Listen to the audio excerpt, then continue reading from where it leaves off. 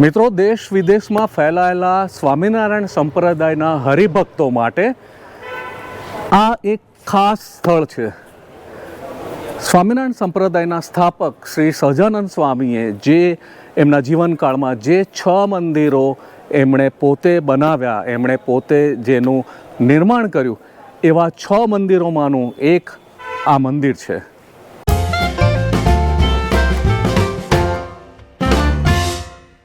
નમસ્કાર મિત્રો, હું છું શશિકાંત વાઘેલા અને ખબર અમદાવાદ ચેનલમાં આપ સૌનું હાર્દિક સ્વાગત કરું છું.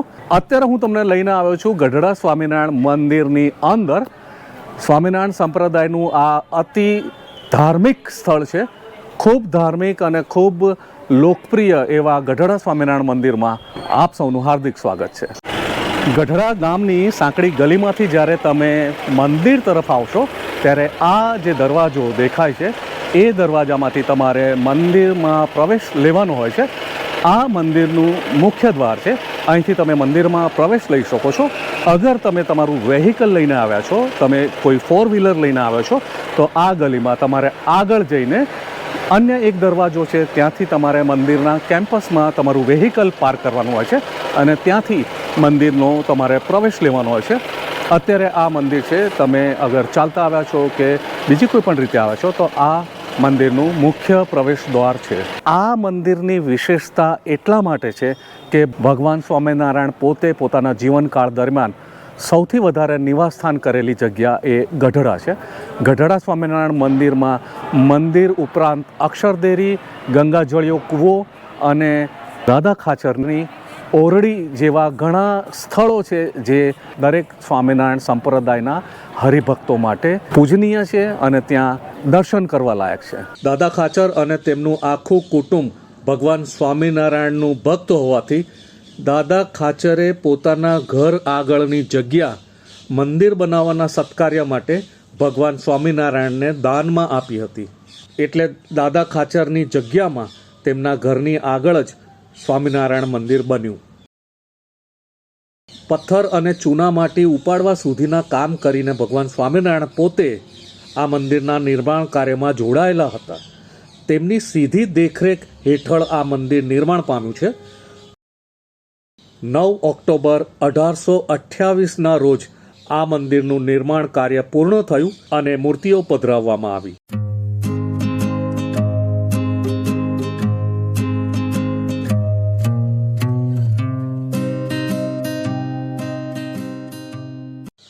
મંદિરના ગર્ભગૃહમાં 3 વિભાગ છે. મધ્યમાં ગોપીનાથજી, રાધાજી અને હરિકૃષ્ણ મહારાજની પ્રતિમાઓ છે.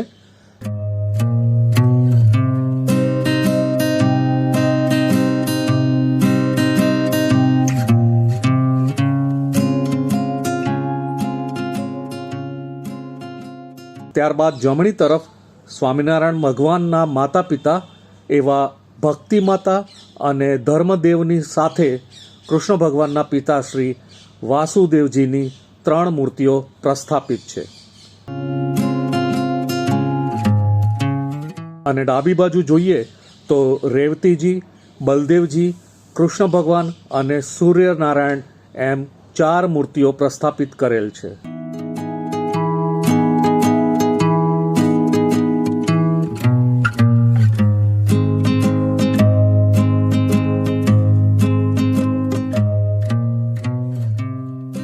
મંદિરમાં એક મુખ્ય ઘુમ્મટ છે. ઘુમ્મટની નીચે અંદરની તરફ તમને કૃષ્ણ ભગવાનના મહારાસના ચિત્રો જોવા મળશે. આજે પણ મંદિરની અંદર પુરાતન કાષ્ઠકળા જોવા મળે છે. મંદિરના 3 દિશામાં 3 દ્વાર છે. દરેક સ્વામિનારાયણ મંદિરમાં જોવા મળે છે તેમ પુરુષો અને મહિલાઓ માટે દર્શનના અલગ અલગ વિભાગો છે. મંદિરમાંથી જ્યારે તમે દર્શન કરીને પાછળની તરફ આવશો તો આ રસ્તો જાય છે દરબારગઢ તરફ. દરબારગઢ એ દાદા ખાચરની જે જગ્યા હતી, દાદા ખાચરના ઓરડાઓ જ્યાં સ્વામિનારાયણ ભગવાન પોતે વર્ષો સુધી ત્યાં નિવાસ કર્યો, એ ઓરડાઓ તમને અહીં જોવા મળશે. આ જગ્યા દરબારગઢ તરફ લઈ જાય છે. દાદા ખાચરના દરબારગઢમાં જ્યારે તમે પ્રવેશો છો ત્યારે ચારે બાજુથી સરસ કવર્ડ એક આખી હવેલીનુંમાં એક સ્ટ્રક્ચર તમને જોવા મળશે. એમાં તમને ત્રણેય દિશાઓથી ઓરડા બાંધેલી હવેલી જોવા મળશે, જેમાં એક બાજુ છે આથામણા બારના ઓરડા, બીજી બાજુ છે ઓતરાદા બારના ઓરડા અને ત્રીજી સાઈડે છે ઉગમણા બારના ઓરડા. સૂરજના ઉગવાની અને ઢળવાની દિશા દર્શાવાય એ રીતના નામ સાથે આ બધા ઓરડાને નામ અપાયું છે. અને અહીં દરબારગઢમાં દાદા ખાચરની જગ્યામાં આથામણા બારના ઓરડા, ઓતરાદા બારના ઓરડા અને ઉગમણા બારના ઓરડા એવી રીતે ત્રણ અલગ અલગ દિશામાં બધા વિવિધ ઓરડાઓ છે.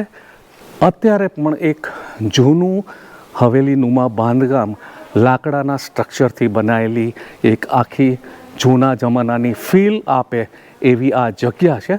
દાદા ખાચરની જગ્યામાં તમારું ખાસ ધ્યાન ખેંચે છે એ છે સ્વામિનારાયણ ભગવાનનો આ લીમડો, જે લીમડા નીચે બેસીને સ્વામિનારાયણ ભગવાને ખુદ અહીં પ્રવચન આપ્યા હતા, એમના વચનામૃત બોલાયા હતા અને એમણે આ જગ્યા, આ વાતાવરણમાં વર્ષો સુધી સરસ રહ્યા છે. આ જગ્યાનું એટલા માટે ખાસ મહત્ત્વ છે.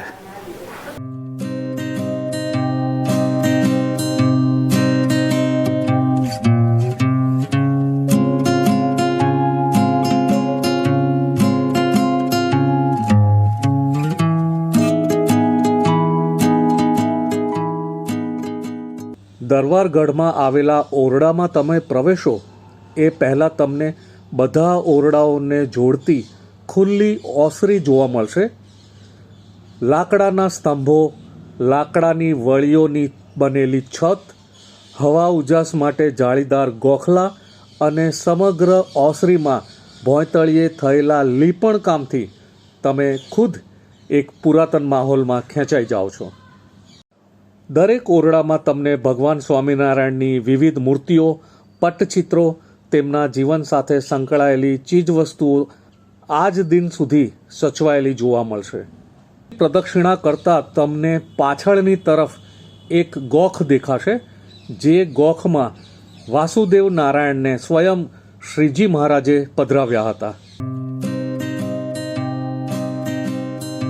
ઉગમણા બારના ઓરડામાં 35 વચનામૃત બનેલા છે. ગઢડામાં મોટી 254 લીલાઓ થઈ, એમાં 151 લીલા આ દરબારગઢમાં જ કરી છે.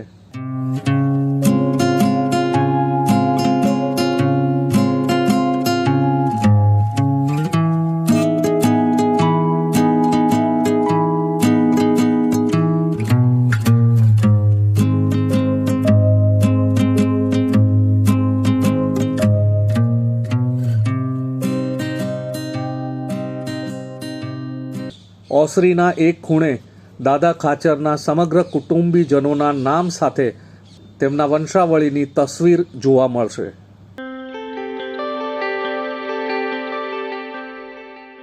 દાદા ખાચરના ઓરડાની તરત જ કોર્નરમાંથી જવાય છે અક્ષર ઓરડી તરફ. હવે આ જગ્યા એવી છે કે જ્યાં પોતે સ્વામિનારાયણ ભગવાન જ્યાં બપોરે આરામ કરતા હતા, નિંદ્રાધીન થતા હતા, રાત્રે આરામ કરતા હતા, એ આખી જગ્યા છે. અને એમની યજ્ઞશાળા છે જ્યાં એમણે યજ્ઞ કરેલા છે. અને એટલે આ અક્ષર ઓરડીની જે જગ્યા છે ત્યાં યજ્ઞ માટેની એમની યજ્ઞશાળા છે અને તેમના આરામ ગૃહનું ઠેકાણું છે. તમે મારી પાછળ જે અત્યારે જોઈ રહ્યા છો એ છે યજ્ઞશાળા અને અક્ષર ઓરડી. ભગવાન સ્વામિનારાયણ આ જગ્યાએ એમના જીવનકાળમાં સૌથી વધારે સમય નિવાસ કરેલો છે અને એના માટે આ જગ્યાનું વિશેષ મહત્ત્વ છે.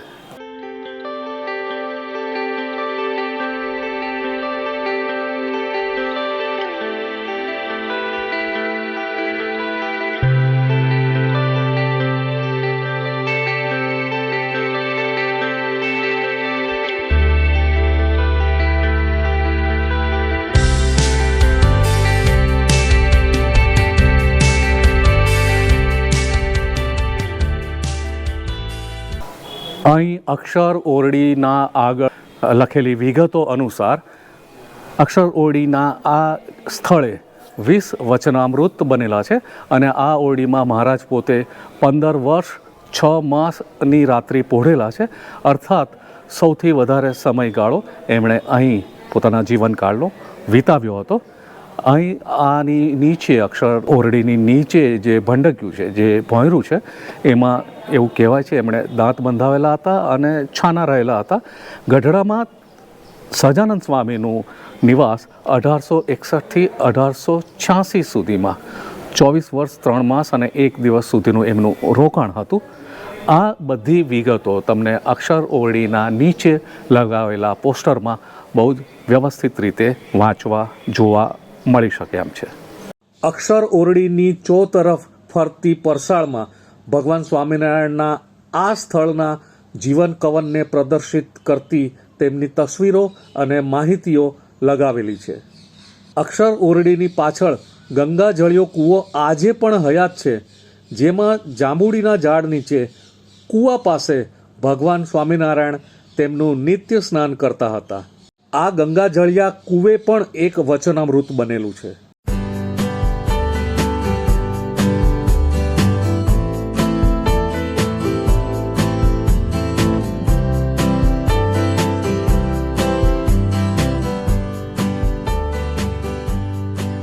યાત્રાળુ તરીકે જ્યારે પણ તમે આવો ત્યારે આ જગ્યાએ તમે ઉતારો કરી શકો છો. આ એક ઉતારા ભવન છે. સ્વામિનારાયણ મંદિર સંસ્થા તરફથી જ આ ઉતારા ભવનની વ્યવસ્થા છે, જ્યાં તમે ઉતારો લઈ શકો છો. વત્તા ત્યાં નીચે ભોજનશાળા છે અને ભોજનશાળામાં તમને દરેક યાત્રાળુને, દરેક શ્રદ્ધાળુને અહીં નિઃશુલ્ક ભોજન આપવામાં આવે છે. તમે જ્યારે પણ દર્શનને આવો ત્યારે મંદિરમાં દર્શન કરીને નિઃશુલ્ક ભોજનનો પણ લાભ લઈ શકો છો. પગથિયા ચઢીને ઊંચા વિશાળ ઓટલા પર આ મંદિર બનાવાયું છે. ગઢડા ગામ ગઢપુર તરીકે પણ ઓળખાય છે, કેમ કે પુરાતન કાળમાં ગઢડાનું અસલી નામ ગઢપુર હતું. વૃક્ષોથી છવાયેલું આ એક વિશાળ કેમ્પસ છે. બહુ શાંતિ જગ્યા છે. ગાડી પાર્ક કરી શકાય એવી પણ પૂરી સગવડ છે અને આજુબાજુનો શાંતિનો માહોલ છે. આ જગ્યા છે લક્ષ્મીવાડી, જે ગઢડા સ્વામિનારાયણ મંદિરથી નજીક વોકિંગ ડિસ્ટન્સ પર આવેલી છે. ગઢડા સ્વામિનારાયણ મંદિરથી થોડેક જ દૂર આવેલી છે લક્ષ્મીવાડી. અને આ લક્ષ્મીવાડી એ એરિયા છે કે જ્યાં ભગવાન સ્વામિનારાયણનું દેહાવસાન થયું. તેમણે જ્યારે શ્રીજી ચરણ પામ્યા ત્યારે તેમના અગ્નિ સંસ્કાર આ સ્થળે કરવામાં આવ્યા છે. આ એરિયા લક્ષ્મીવાડી તરીકે જાણીતો છે, જે ગઢડા સ્વામિનારાયણ મંદિરથી નજીક જ વોકિંગ ડિસ્ટન્સ પર આવેલો છે. અને આ સ્થળે ભગવાન સ્વામિનારાયણનું જ્યારે અવસાન થયું ત્યારે તેમને અગ્નિ સંસ્કાર આપવામાં આવ્યા હતા. ગઢડા સ્વામિનારાયણ મંદિરની મુલાકાતે આવતા તમામ સ્વામિનારાયણ હરિભક્તો લક્ષ્મીવાડીની પણ મુલાકાત લે છે, કેમ કે ભગવાન સ્વામિનારાયણનું આ પૃથ્વી પરનું આ અંતિમ સ્થાન છે. અહીંથી તેમણે પૃથ્વી પરથી વિદાય લીધી અને સ્વર્ગ સિધાવ્યા. આ જગ્યાએ ભગવાન સ્વામિનારાયણનો અગ્નિ સંસ્કાર થયો. ગઢડા એ બોટાદ તાલુકામાં આવેલું એક નાનું નગર છે, જે અમદાવાદથી લગભગ 150થી 200 કિલોમીટર આવેલું છે. અમદાવાદથી લગભગ 2.5થી 3 કલાકના રસ્તે આવેલું ગઢડા એના સ્વામિનારાયણ મંદિર તરીકે ખૂબ જ પ્રખ્યાત છે. મિત્રો, તો આ ગઢડા સ્વામિનારાયણ મંદિરનો આ એપિસોડ તમને કેવો લાગ્યો એ બાબતે તમારા પ્રતિભાવની હું રાહ જોઈશ. ગઢડા સ્વામિનારાયણના આ મંદિરના પ્રતિભાવ માટે તમે મને નીચે કોમેન્ટ કરી શકો છો. જય સ્વામિનારાયણ લખીને તમે મને કોમેન્ટ કરજો.